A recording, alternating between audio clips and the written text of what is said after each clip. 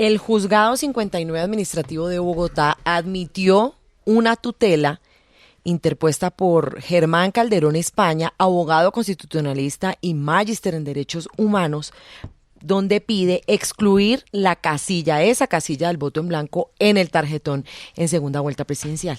Y lo tenemos en línea. Doctor Germán Calderón España, bienvenido a RCN Mundo. Muy buenos días para todos en la mesa de trabajo y para todos sus oyentes. Fue admitida su tutela para eliminar la casilla del voto en blanco. Ya escuchábamos al registrador delegado Nicolás Farfán explicando lo que pasa con esta casilla y es más un voto simbólico. ¿Qué va a pasar ahora después de que el Juzgado 59 admite esta tutela? ¿Y dónde queda el derecho del votante a la protesta? A decir que quiere votar en blanco entonces con esta tutela.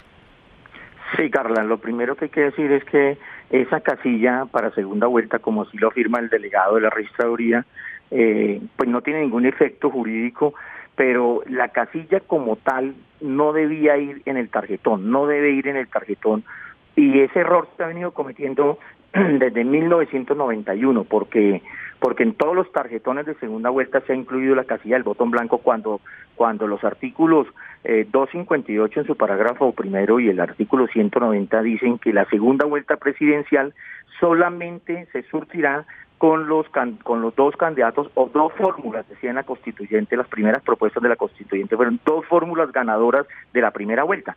Por eso el parágrafo del artículo 258 no establece que se repita votaciones diferentes a las corporaciones electorales, a gobernaciones, alcaldías y primera vuelta presidencial. No admite el voto en blanco en segunda vuelta presidencial. Entonces ese error lo tiene que corregir un juez de la República, en este caso un juez administrativo, el juez 59, que está investido de funciones constitucionales, pues a través de esta acción de tutela. Ahora, doctor Calderón España, puede que exista el error, pero desde el punto de vista del proceso electoral, ¿es ético y es justo que no exista la casilla? Porque puede darse el escenario, como en muchas contiendas electorales, que ninguno de los dos candidatos pues concite la atención de los potenciales electores. Eventualmente eso podría ir en beneficio de la abstención, que es el fenómeno primario que en las democracias hay que tratar de superar, que la gente participe en el proceso democrático. ¿Usted qué opina de ello? Todo eso depende del momento electoral, depende de las situaciones estratégicas y tácticas de cada uno de los movimientos y depende de diferentes variables. Por ejemplo, en este momento en el que hoy aparecen, según ustedes, en el tracking, un empate técnico, pero un empate que jamás se había visto en la historia de Colombia, de dos candidatos que pasan a segunda vuelta y no se sabe quién va a ser el presidente, pues las estrategias juegan, por ejemplo. Entonces, de parte del pacto histórico, pedir que voten en blanco, pues es una estrategia muy buena, porque ya Petro tiene una votación muy alta en la primera vuelta, le gana al ingeniero Rodolfo, y pedir que voten en blanco, pues restarle votos al ingeniero Rodolfo. Yo pienso que, como lo ha dicho el candidato Gustavo Petro, el voto en blanco es una opción democrática, ciudadana, pero esa opción en un momento dado se puede volver, dependiendo de si hay artimañas engañosas, se puede volver en una opción fraudulenta, en una opción de pronto, bueno, de hecho es inconstitucional, porque en la Constitución, como les informo, desde la Constituyente de 1991, en la Gaceta Constitucional de la Asamblea Nacional Constituyente, número 41, página 20 y subsiguientes, está la propuesta de cómo se elige al presidente de la República y la segunda vuelta.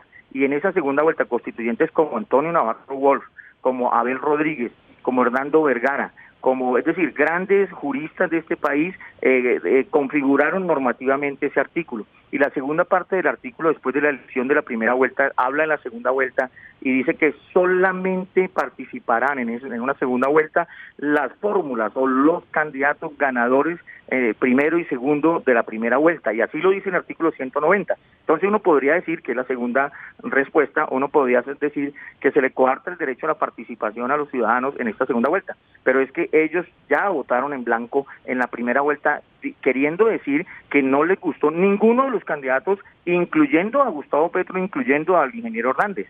Entonces ellos ya tuvieron una opción democrática, no se les está coartando porque la tuvieron, y en este momento la segunda vuelta, como lo dice la Constitución, como lo dijeron los constituyentes del 91, solamente irán, y como lo dice el artículo 90 de la 190 de la Constitución, solamente irán a contienda en esa segunda vuelta los dos candidatos, las dos fórmulas. A mí me gustaba mucho esa palabra fórmula, más que candidatos, porque las fórmulas son esas, o sea, ya aquí ya saca de tajo la fórmula del voto en blanco. ¿Qué pasará entonces en caso de que falle a su favor esta tutela? ¿Qué habría que pasar? ¿Habría que imprimir nuevos tarjetones, aplazar las elecciones? Es decir, ¿qué pasaría? En mi concepto, habría que aplazar las elecciones unos 8 días para poder imprimir tarjetones y mandarlos a todo el país. Aquí le tenemos un miedo, Carla, a esta clase de cosas, por ejemplo, aplazar las elecciones. Pues si hay que hacerlo por un hecho de fuerza mayor, como sería una decisión judicial de un juez constitucional, pues se aplazan. Y aquí le tenemos miedo a un poco de cosas que no alteran en absoluto la situación democrática del país. Por el contrario, afinas de ciertos aspectos que se tienen que determinar, que se tienen que decidir. Aquí no ha habido un solo juez en Colombia que haya tratado este tema. Por eso yo interpuse esta tutela, porque es de un interés nacional. Porque el Consejo Nacional Electoral ya había emitido conceptos en relación con lo que dijo el delegado de la registraduría y se referían a que el voto en blanco no es válido, no tiene efectos en la segunda vuelta, no se contabilizan para ni uno ni otro candidato, pero el Consejo Nacional Electoral no se ha pronunciado al respecto sobre esta precisa materia, pero además, si se hubiese pronunciado es una autoridad administrativa y no un juez. Sí. Y yo lo que pretendo es que se pronuncie un juez de la República. Doctor Calderón España, usted estuvo en Estados Unidos visitando y llevando todas las pruebas y documentos a la Corte Interamericana de Derechos Humanos por las amenazas que ha recibido después de denunciar al registrador Alexander Vega ante el Tribunal Administrativo de Cundinamarca. Y encima de eso llevó las pruebas del presunto fraude electoral que se dio el 13 de marzo. En la primera vuelta presidencial los resultados salieron bien, la labor de la registraduría fue destacada por los partidos políticos, no hubo reclamaciones, la diferencia entre preconteo y escrutinio fue muy mínima según alertó Alexander Vega, pero hay voces de partidos políticos y voces que dicen que preocupa lo que vaya a pasar en segunda, no hubo finalmente auditoría. ¿Hay preocupación de que se pueda repetir algo de irregularidades en la segunda vuelta, sabiendo que no hubo auditoría, sabiendo que el registrador no entregó los formularios al Tribunal Superior de Cundinamarca para poder cotejar si había irregularidades o no? ¿Hay preocupación para esa segunda vuelta? Sí, Carla, lo primero, estuve en la Comisión Interamericana de Derechos Humanos, interpusimos con una firma americana a la cual pertenezco yo como abogado, una solicitud de medidas cautelares. Y bueno, está en trámite porque aquí el gobierno, digo yo, la UNP me negó una protección ante diversas amenazas que he recibido en forma sistemática para mí y pues o contra mí y contra mi familia. Segundo, estuvimos en el Congreso de los Estados Unidos, en el despacho de la congresista María Elvira Salazar, entregando todas las pruebas, tanto la acción popular, copia de todas las amenazas que he recibido, la solicitud de medidas cautelares y las pruebas técnicas del ingeniero Sergio Alzate. Él a través, por vía virtual, tuvo una conversación con el despacho de la congresista y dio una explicación de todos los errores e irregularidades que se presentaron en las elecciones del 13 de marzo y las consecuentes situaciones que se presentaron y que el propio registrador manifestó de, por ejemplo, doble votación de jurados y, bueno, todas las irregularidades que ustedes mismos revelaron en unos videos y en unos audios. Bueno, adicionalmente, pues yo considero respecto a la segunda pregunta que todo esto puede generar grandes problemas, grandes consecuencias para esta segunda vuelta. ¿Por qué?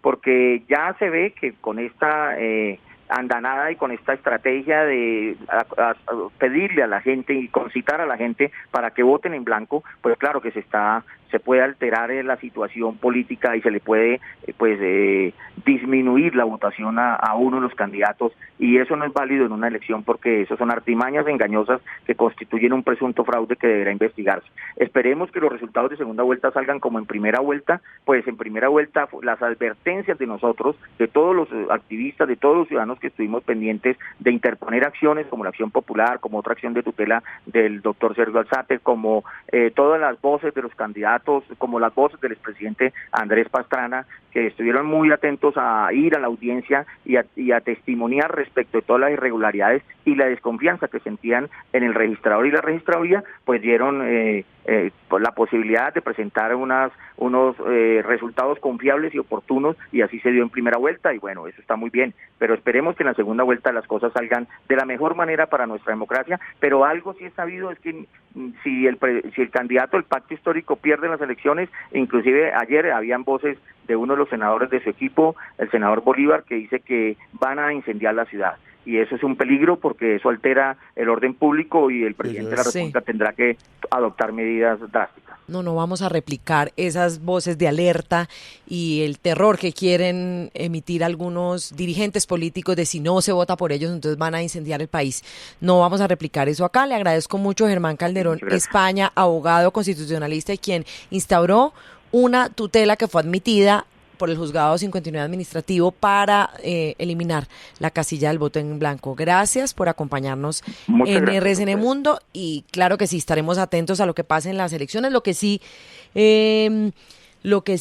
pues le digo a mis compañeros de mesa es que lo que han alertado a las personas y los auditores que están revisando las cifras del 29 de mayo, es que debe haber un trabajo muy fuerte en testigos electorales y jurados electorales por los partidos. Ese es el llamado que están haciendo los auditores, que son los que están revisando las cifras, para evitar que en las elecciones del 19 de junio haya algún problema.